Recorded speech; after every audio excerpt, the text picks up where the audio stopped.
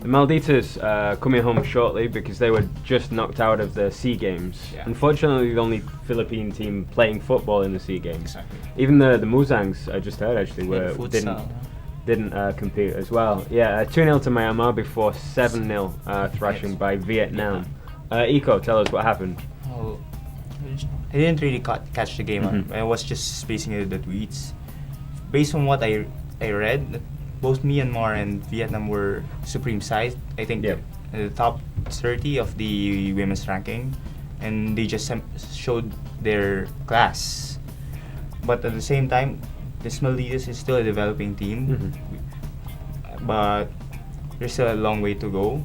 But let's see what happens up next with the Malditas, because they're still a good team. I think they had a good run in the AFC qualifiers where they only lost against Thailand. Had they won that, just a 1-0 yeah, result against as well. Thailand. If they won that, they could have advanced to the Asian Cup finals, and which serves as the entry to the Women's World Cup. Was it Bangladesh and then Iran? They beat in those ones. They beat them. Yeah, because before going into the competition, Coach Nieres was saying like this is the best team they've formed and they're really looking for gold. But then 9 goals in 2 games, goal difference. Plus, they saw Indonesia back out. Yeah, they would have beaten Indonesia based on the rankings and how strong the teams are there. But the comparison is quite big. I mean, this is a big loss. Wako, when you were at Stalin, used to train as well with the national team, and the national team still, the Malditas do still train with Stalin on occasion. When you were training with them, what did you notice about the team, or what could you tell us about them? Well, I saw the players are good. Most of them are based in the US, and they are quality players. I was defending Jessie Isaac, and she's quite good, and some fast player. I remember Shelby, Ray, they're fast.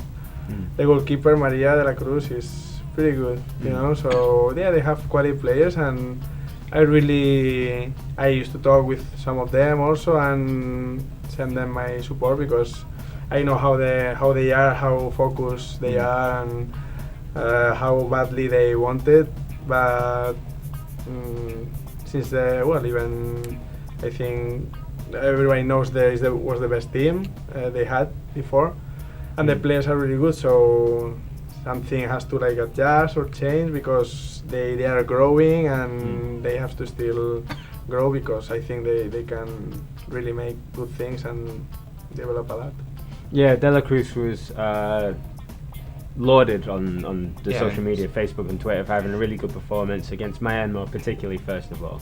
Really keeping the score down in the games.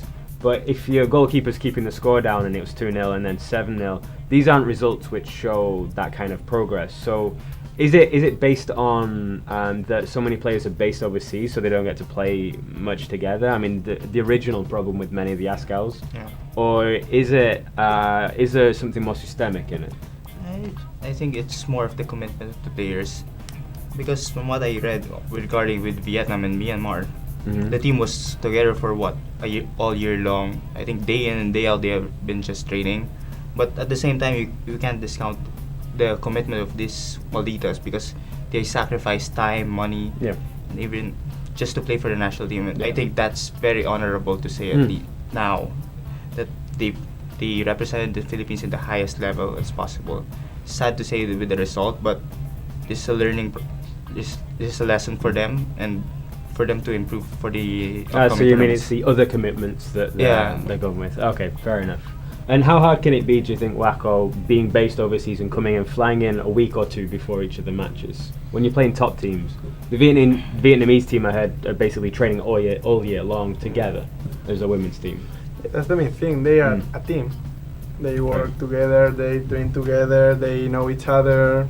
I don't mean they don't know each other, they don't train together, but see, it's a big difference. If you make a team in 1 week, of course it's longer than 1 week, but if you just train 1 week, and there's so many things to train, the system, the attack, the set pieces, defense. Since they have 1 year preparation, it's much longer than they just come from I know they, as he said, like they have to sacrifice, they have to lose money, they have to spend a long time coming here. They are based in the US, so yeah, something has to change, but I don't know where or what can they do for changing it. Yeah, it's when we look back on previous results, they won the Viking Cup. Yeah. They performed very well against Thailand, who, if I remember right, are higher ranked even than Vietnam, who beat them 7-0. So it's a real big difference, and that's the contrast that's interesting there. But we hope there's a lot more sustainability comes into it. What happened with the Ascals was the overseas players are now based in the UFL. So eventually, hopefully, some of those players, maybe once they've graduated college, there's some local crop that shined, that was able to gain a spot. Which I hope that also for the women's team, there's also a crop of players. I think if anyone's watching the UAAP, there's also a good crop of players there. But I'm not saying anything, but I do hope that it's not just because right now, how many local players do we were selected for the tournament?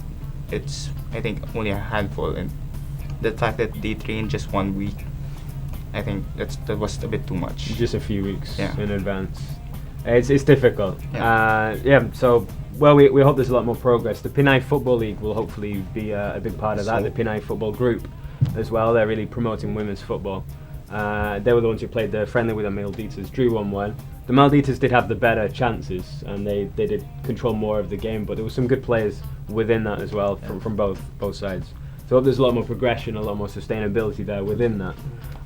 It's clear just from the results that some things do need to change with that. So that's what we're hoping for. Let's see what we find out at the start of next year.